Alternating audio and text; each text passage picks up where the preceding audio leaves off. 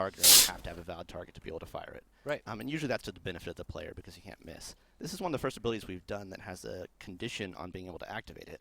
And this is kind of something new for us, and we're kind of excited to see how it does. Now, this condition is a pretty easy one to achieve, but it's an important note about the way she fights. So first off, I mean, it is based on her auto attack chain, right? That's right. So, and she is a little bit different. She has a spear, which is a little bit longer than most things we have. So, is there anything different about her, the way she actually basic attacks? Yeah. So her basic attack has a slightly longer range than most basic attacks and a slightly narrower cone.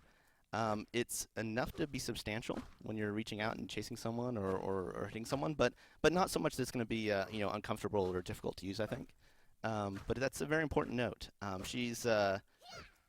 We're really tying to her abilities and her basic attacks more than we've done on other characters before.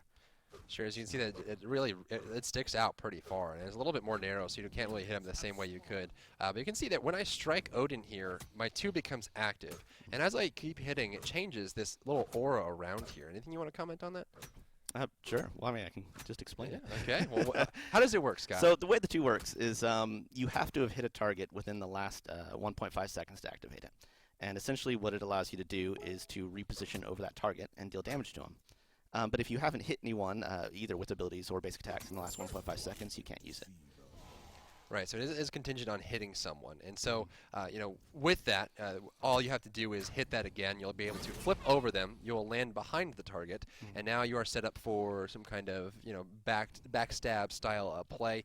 You're able to, you can see that you can actually hit it. And within that range, you can actually use it again to get it. And it does quite a lot of damage. It does. Now, this actually scales based on what hit you are in the chain. That's right, and this is really new for us. Essentially, the damage is increased if you're on the second or third hit of your hit chain.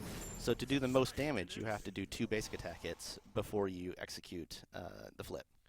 Which is that target on the ground, right? That's right. So if you are at the third hit in your sequence, then it actually deals the damage in an AoE around the target, which is why you see the circle up here. If you did it on your first hit, it wouldn't do an AoE. It would just deal damage to the Odin. Let's see if we can't get another Odin here. Spawn that up. So we'll hit this one. And I killed that one. Yep. So it really depends. I mean, obviously, you really have to set up the fight right. So you can't just hop in and hit attack once and hit 2. You really have to kind of be part of it. You have to prepare yourself ahead of time. So there's inclinations towards attack speed, possibly getting enough hits off before you can do the AoE. It also does more damage just to the main target if you have more hits on them. And so That's right. making sure you're counting those hits, making sure you're hitting on the right chain. You can see my passive little meter there is filling up as well. You actually do if I do it just by itself, if I take the cooldowns off. There's the 3, third shot. But if I take it like this, there's no damage to the side. But if I hit 2, of course, she should kill 1 or 2 of them. And that's just the 2. I mean, you can see there's a lot of elements that really help her, right? So she's able to get behind the target. She is able to reposition herself. And one thing that's very, very cool, which I love, she is actually untargetable while she's flipping. That's right. It's considered sort of like a leap and a tween, so that for that brief time that you're moving over the target, you can't be hit. So there's certainly evasive qualities to being able to time it at certain moments. Which is just fantastic. Get some energy here. So the next thing we can talk about is her 1. So that is a paw there, which could mean a lot of things. And of course, you would imagine this would involve the cat some way. And so the way that we decided to kind of bring Awilix into the game, right, is just something more mobile. And how did you accomplish that? Well, so the way we introduced it, is we were looking at her lore and the fact that she was closely associated with the Jaguar, is we wanted to bring it in as a companion and as really a true mount, which we haven't also really done in Smite before. I mean, we have characters that are sort of on mounts, like Sylvanas, but to really bring it in as something that you could ride around freely is something that is a little bit new and something that we really wanted to do. So, yeah, you'll see here that she can summon and ride around, and this is not just a limited time ability. She can actually stay on him as long as she wants to. She can jump. She can jump.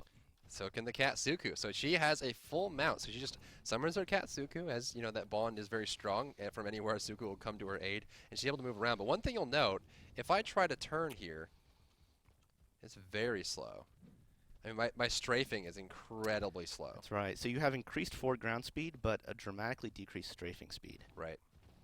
Which, of course, leads into a lot of implications. First off, Bacchus can force you to strafe by getting you drunk. That's right. Getting drunk is not something that's fun while you're on Suku. Who knew riding bareback on a jaguar is not good when you're intoxicated? That's right. Don't drink and ride. Okay.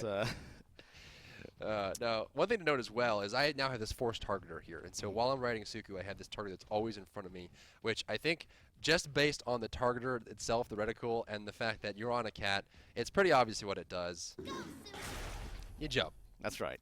Jump and deal damage at the target location. Which So- is, yeah, go ahead. One important thing to note about that, actually, and this kind of goes into us making it feel like a true mount, is that the cooldown is only burned on the ability if you leap. If you dismount just by right-clicking, you actually don't trigger the cooldown.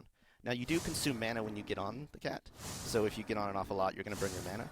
But it gives you a way going into combat. If you want to save that leap or save basically an escape, you can dismount. Right, so that cooldown will not be consumed if you get off the cat, but if you use the ability to jump, you will, although you will still incur the mana. That's correct. So you obviously, if you initiate with the cat, it means you don't have that jump to get out with. And That's so right. if you do something alternatively, if you run in with the cat, dismount and attack, right, now all of a sudden you have this new ability to jump out or get on the cat and run away if you need to. But this also means that if you're hopping on the cat, you're very good at chasing down enemy players that are relying on their run speed, right? Something like That's right. like a Muzan Cobb or Kuga Khan or Zeus that are you have that movement speed increase, but that's it, and she'll just chase you down and jump on you. Yeah, Awilix has pretty much the best base movement speed of anyone in the game while she's on the mount. Right. Which means she's going to be very strong repositioning in the jungle. Now, there's a little bit of a downside to the cat in the sense that, if you're in a situation where you need to leap out really fast, there is a time to get on. And you'll find that time is one of the drawbacks really to it when you're trying to get a fast escape. Right. Maybe jumping on there and actually taking a little bit of movement speed lost, but then you hop on. This is just basic boots. I mean, you can move very, very quickly with this. Allows you to kind of, and the jump is very far as well. I mean, you're able to jump over it. So she's highly mobile. Although, she's based on her auto attack. She's very close, and she's very squishy as an assassin is. So she has to kind of do some checks and balances there. So let's go ahead and hop to her ultimate. And so obviously you see that little moon there on the icon at the bottom. And so let's just go ahead and pop it and see what it does. You can see that she pops. She's got a little timer at the bottom. Now this is actually a bit of a steroid. Mm-hmm. That's right. Yeah, she's got some attack speed and some extra power if you just use it this way. So there it is, and as Scott has alluded to, there's another piece to this, A which pretty is a big lot piece. of fun. And so what this does, and just to kind of explain it quickly, is that this will actually pull anyone who is knocked up or jumping to her. That's right. This is a game-changing ability Very in many much ways. so. Yes. Now talk a little about the evolution of this, because this is not a new idea for this. No, we've wanted to be able to affect gods and leaps really as far back as when we did Tyr. When we did Tyr's power cleave, one of the original things we thought about it was that not only does it affect people that are knocked up, but if there was an enemy god leaping towards him, he might be able to knock him away. Now there was a lot of tech problems with that, and unfortunately, just due to how much work had to be done to implement it, we ended up not going that direction with Tyr. But we've kind of had it on our minds for a long time, and we've always wanted to, make a very strong counter pick god against the leapers. And so that's a little bit what kind of went into the inspiration behind Awilix's design. Yeah, it's great. It's wonderful. I mean, I think this is something that is really exciting, right? Because there are a lot of characters in the game who have jumps. There's a lot of characters in the game who have knockups. And I think this is something that just goes against all that and introduces this new mechanic that'll change the way it possibly is played and makes her valuable for a different reason you may look at other assassins. That's right. And leaps are generally more powerful than dashes. Leaps can go over walls. You're not hit from leaps. And so having a good counter against leaps is something that we wanted to bring in. And it's interesting, actually. This has been in development for a while. If you remember in the Ao Kuang patch, we reclassified in the tooltips all movement abilities as leaps, dashes, or teleports. That's right. And that was really because we were putting the back end to support being able to do this, to build effect gods and leaps. So it shows you a little bit how we're kind of building up towards essentially this gods release. Right. It really shows how much planning and time goes into creating a character. Right. It's not okay, Ao Kuang's done. Let's start Awilix. It's way before that. We're prepping and designing and concepting and really putting in mechanics that make the character different. So the one issue that I'm seeing with this is I can pop this, but no one's in the air. And so it feels like, there needs to be another piece here. So let's go ahead and go into the third ability. So this is an ability that, obviously she has the cat. She has this connection to the jaguars in the forest and the night and the moon. And so this is just a simple line nuke. It shoots a spectral jaguar forward, and this will deal damage to everyone it hits in front of it. So it's good damage that increases it. But there's a piece here that we're missing. What's the piece, Scott? Right. The piece is if it hits a target from behind, it will knock them up in the air. Look at that. That's right. Throw the cat out. It'll deal damage. I can hit multiple targets as well. But if you are behind the target, which your 2 allows you to do so, it'll knock him up into the air. And you can see that little tartar that as he floats, he has this little moon goddess tartar as he floats up. And that just lets me know that that target is in range for my ultimate and allows me to pull them, right? So That's as right. they respawn, let's go ahead and see what that looks like. You know, the ultimate will only pull 1 target, so it's important that we have that indicator there so you know who it is. And there it is. There it is. Yeah. Start stacking them up. There it is.